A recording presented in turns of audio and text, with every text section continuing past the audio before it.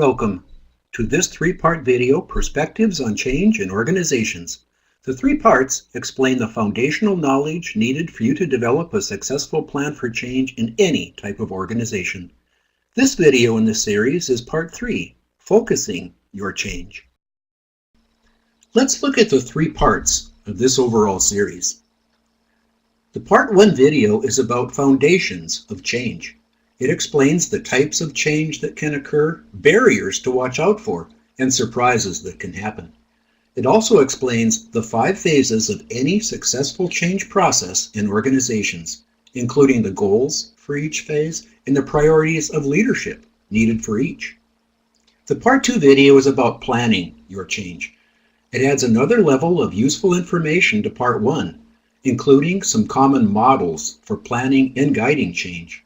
It explains the most important roles to always consider in your plans. And it lists the most common types of activities for accomplishing that change.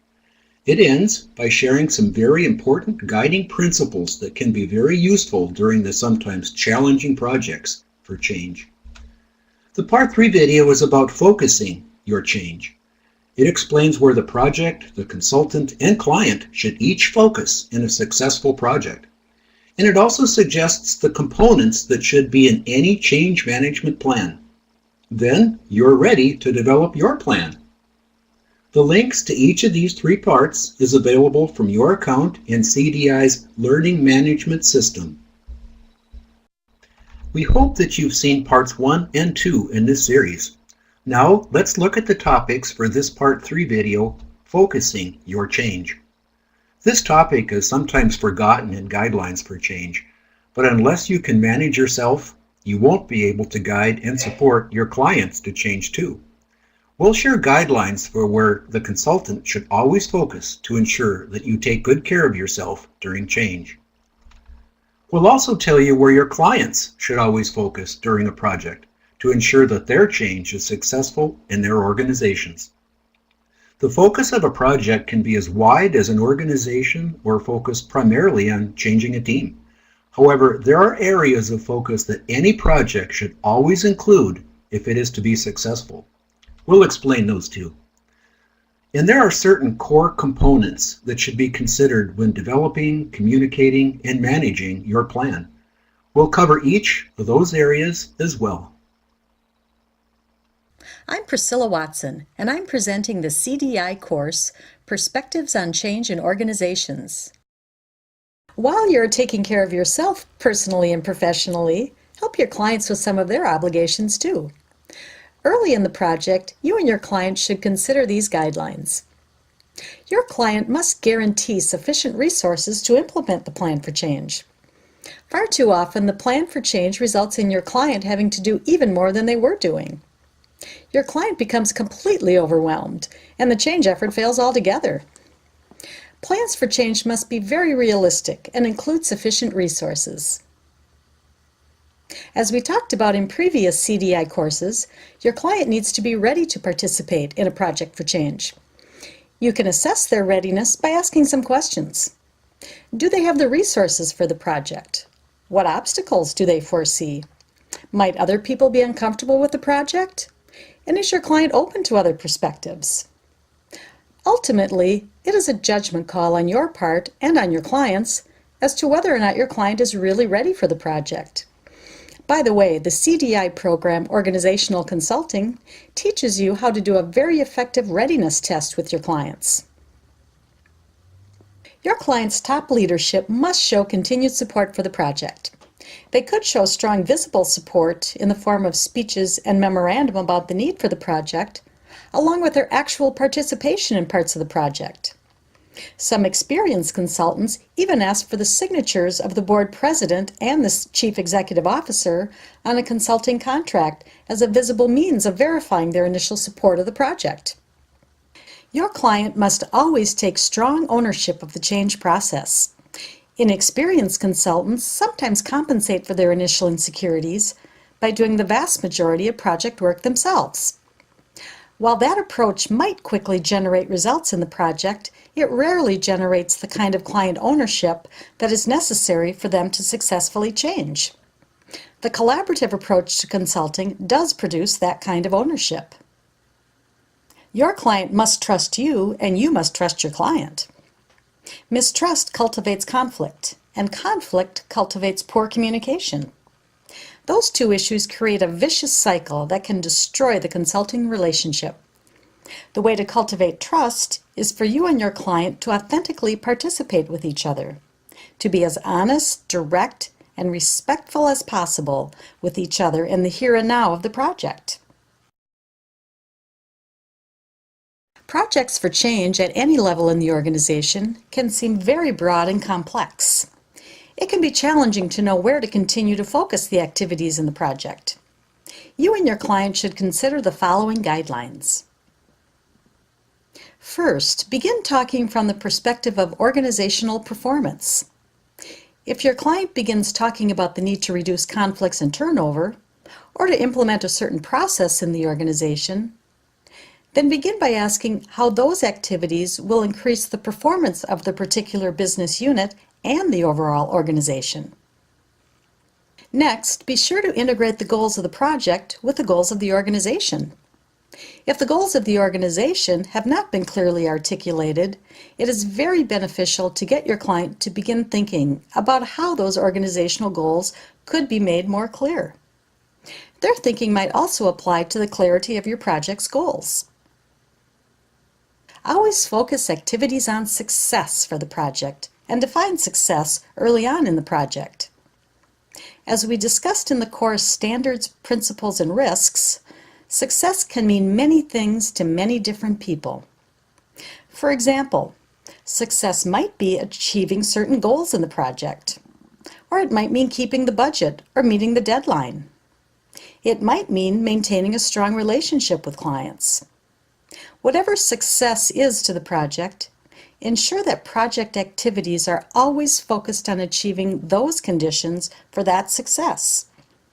If the definitions and the conditions need to change, then have an authentic discussion with your client and perhaps redo the original consulting contract for the project. Focus on the causes, not the symptoms of the problem.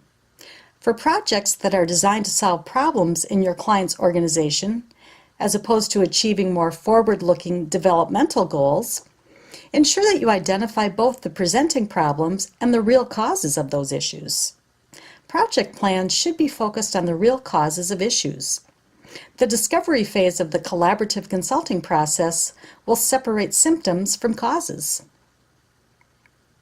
Focus on major organizational parts and their relationships. As we talked about earlier, problems in organizations are seldom completely addressed by attending to only one part of the organization. When identifying action plans during a project, consider any effect on each major part of the organization, and especially how plans will affect relationships between the parts. Let's continue to look at where your project should always be focusing. Focus on changing the structures in the system, not only on changing personalities. While this suggestion might sound obvious, it is surprising how often people try to cultivate change primarily by preaching at people and expecting them somehow to change. If there are recurring problems in the organization, analyze the recurring patterns that are involved in causing those problems. Focus on changing that pattern or structure. Focus on the first 20% of activities that generate the first 80% of progress toward the goal. In most complex things in life, there's an initial 20% of effort that produces 80% of results, whether it's learning a new job or writing a book. Far too often, we dwell on the remaining 80% that generates only 20% of results. Instead, in your projects for change, focus first on the initial 20% of effort. The previous course about the big picture in organizations explained that attention to strategic and business planning often addresses symptoms seen in the ongoing operating activities. So focus first on those overall activities for planning. Build from strengths at least as much as, if not more than, from weaknesses. This approach helps you ensure that your current action plans are based on your client's current abilities. Focus on getting some quick successes in the project. Quick successes help to ensure credibility for the project, enthusiasm among participants for project plans, and momentum for ongoing project activities. Examples of quick successes might include development of various plans, completion of planning meetings, generation of major reports, and identification of useful learning. It is surprising how often personnel can get focused so much on the project that they do harm to the products, programs, and services that are currently generating needed revenue. Early in the project, work with your client to identify which activities are off limits while working on the project. Now let's look at this last set of guidelines about where your project's activities must continue to focus. Schedule project activities to occur on a timely basis. Activities should not occur too slowly so as to be obsolete by the time they are conducted. Nor should they occur too fast, which can cause chaos and a whole new array of associated problems. One of the best ways to ensure that actions occur on a timely basis is to work collaboratively with your client to develop and implement plans. Integrate results throughout the organization. Project plans should focus at least as much on the implementation and follow-through of project activities as on the planning and development of those activities. Results of implementation should be integrated throughout the organization into policies, job descriptions, and procedures. That helps to ensure continued implementation of activities. Focus on accountabilities. In project plans, include specific deliverables to be produced by your client during the project. If a deliverable is not produced when it's scheduled, then immediately discuss the situation with your client. Experienced consultants realize that it is their client who must continue to do the work if a project is to be successful. The moment that a client backs off from doing that work, the consultant and client need to have an authentic discussion about the situation. Focus on the process as much as on the final results. When focusing only on achieving the desired final results, you can forget other critically important aspects of the change process, such as the quality of your relationship with your client. If you and your client work authentically in a highly collaborative process focused on continued action and learning, the results that are really meant to occur will occur. Focus on learning during the change process. Learnings are how we verify what is working and what is not during a project. Remember, a major goal of your consulting activity should be for your clients to learn how to solve more of their own problems.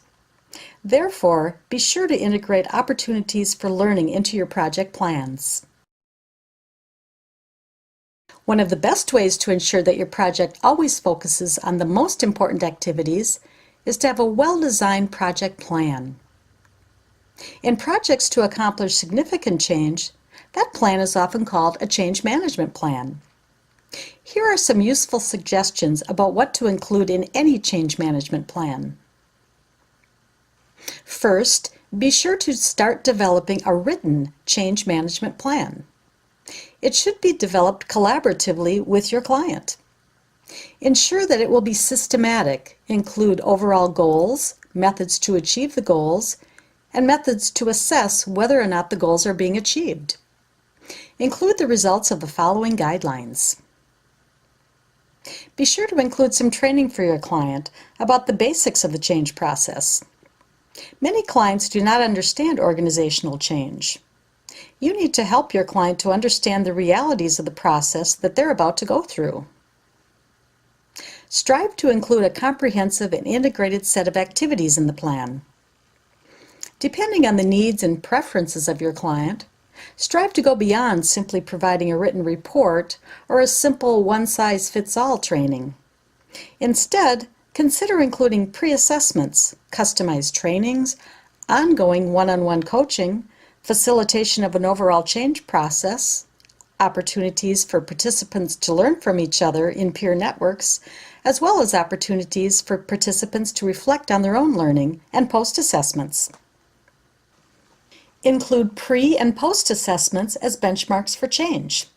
In the middle of complex and dynamic change, you and your client need some consistent stakes in the ground. That is, some aspects of the project that are, at least for now, considered to be specific and stable. Assessments of the quality of various activities are useful during a project as a means to measure the progress of the project. They're also useful as a reference point around which you and your client can discuss the project. Include the key roles in the change, including the initiator of the change, a champion who provides enthusiasm and motivation during change, various change agents, people responsible to guide the change at different times, and the sponsor or official coordinator of the change. Include action plans with indicators and timelines. Work with your client to produce action plans that specify who is going to be doing what and by when. Include what resources will be needed. Resources are usually in terms of people, facilities, money, and supplies. It also helps at this point to remind your client that plans are simply guidelines. They can be changed if needed. During planning, be sure to manage expectations between you and your client. You can do this by collaboratively documenting the plan, the associated action plans, and the status of implementation. Use strong communication skills, especially listening skills, to ensure that you and your client are really hearing each other. Managing expectations may be one of your most important accomplishments because clients and their employees often have very high expectations during projects for change. Be sure to always acknowledge accomplishments. This component is often forgotten, yet it is one of the most important for ensuring realistic expectations, strong participation, and sustained momentum during a project. The way that you acknowledge and celebrate accomplishments should be according to the nature of your client's organization. One of the best ways to learn that nature is simply to ask your clients to explain it. Specify how the plans can be changed. Plans are rarely implemented as originally designed. It is permissible to change plans, but they should be changed in a systematic manner. It's becoming conventional wisdom that the majority of change efforts fail. However, many people dispute that claim. They question the research, for example. What does success mean? Was the research truly valid? And was the research limited to certain kinds of organizations? Now that we've discussed organizational change, it's very important to end by discussing what is success in organizational change. We'll review what we talked about in the CDI course, Standards, Principles, and Risks. Is success achieving the results listed in the contract? Both you and your client should specify the overall results that the project is to achieve in a written agreement.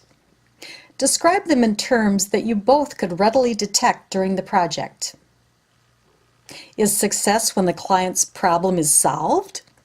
Sometimes, as you and your client work together, you both realize that there's a more important problem to address. In that case, be sure to document the newly desired results.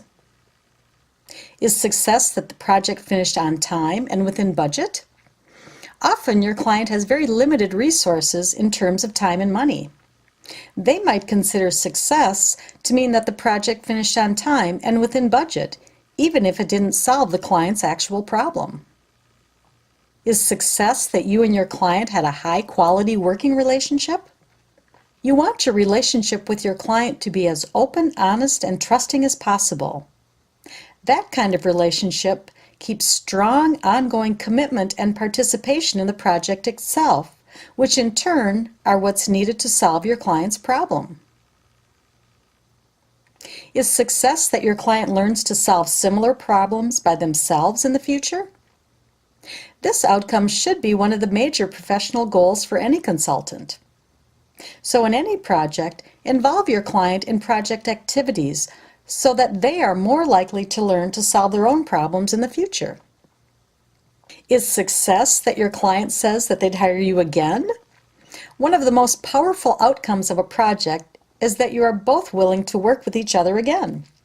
However, be careful about this. An ethical consideration for any professional consultant is to always avoid creating the client's ongoing dependency on the consult. Now is a good time to pause and reflect on what you've heard so far. So in your learning journal, answer the following question. Where should you personally focus the most to manage your own health during change? Pause the video and give this some thought. Perhaps discuss these questions with peers and then write your answers in your journal.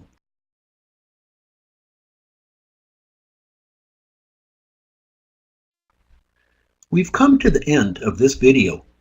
We hope that you'll see all three parts. The links to each of them are available from your account in CDI's Learning Management System.